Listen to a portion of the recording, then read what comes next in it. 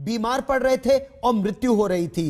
एक समय तो ऐसा आया जैसा सेकेंड वेव में हम लोग सब ने देखा कि अंत्येष्टि के लिए जगह नहीं मिल पा रही थी। लेकिन क्या ओमिक्रॉन वेरिएंट इन्फेक्शियस तो है लेकिन मोर्टेलिटी का कोई खतरा?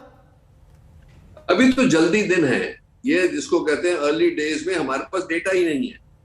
सभी ये कह रहे हैं दुनिया में कि देखो आप सावधान हो जाओ, जब तक ये स्पष्ट ना हो जाए कि इसका कैरेक्टर क्या है और ये कितनी तबाही करने जा रहा है हिंदुस्तान में।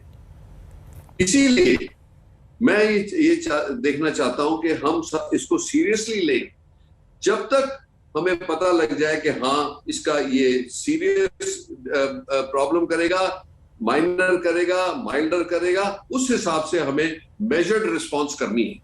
पर जब तक ये नहीं पता कितना खतरनाक है, उस हिसाब से हमें पूरा प्रिकॉशन करना चाहिए कि ये ऐसा ना हो कि हम अंडर प्रिपेयर्ड हो।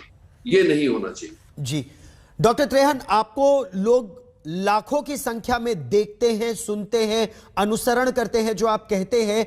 आपकी दृष्टि में यह रामबाण क्या है? इसके लिए क्या एहतियात बरते जाएं कि लोग सुरक्षित रहे? और इसमें क्या सीनियर सिटीजन्स को ज्यादा खतरा है, बच्चों को या युवा वर्ग को भी?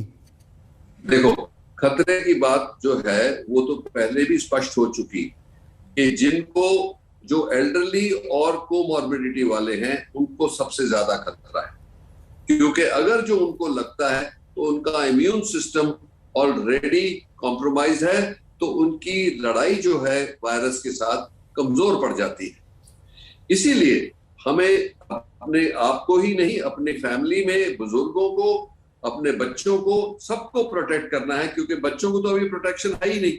बच्चों के लिए वैक्सीन की जरूरत है और अपनी फैमिली को प्रोटेक्ट करना है कि मेक श्योर कि सबको वैक्सीनेशन लग चुका है। ये सबसे बड़ी बात है कि जो हमारे हाथ में।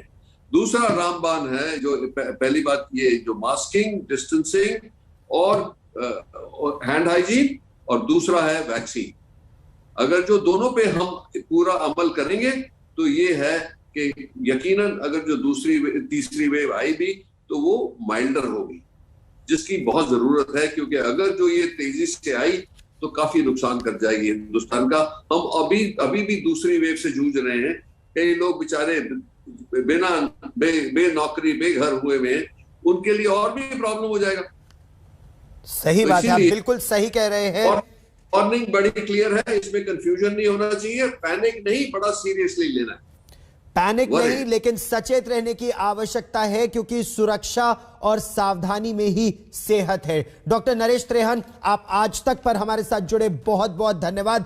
हमारे साथ डॉक्टर राजेश पारिक, डॉक्टर शशांक जोशी और डॉक्टर अरविंद कुमार भी जुड़े। आप सबका बहुत बहुत धन्यवाद। एक छोटा सा ब्रेक लेंगे हम, यहां तुरंत होंगे हाजिर।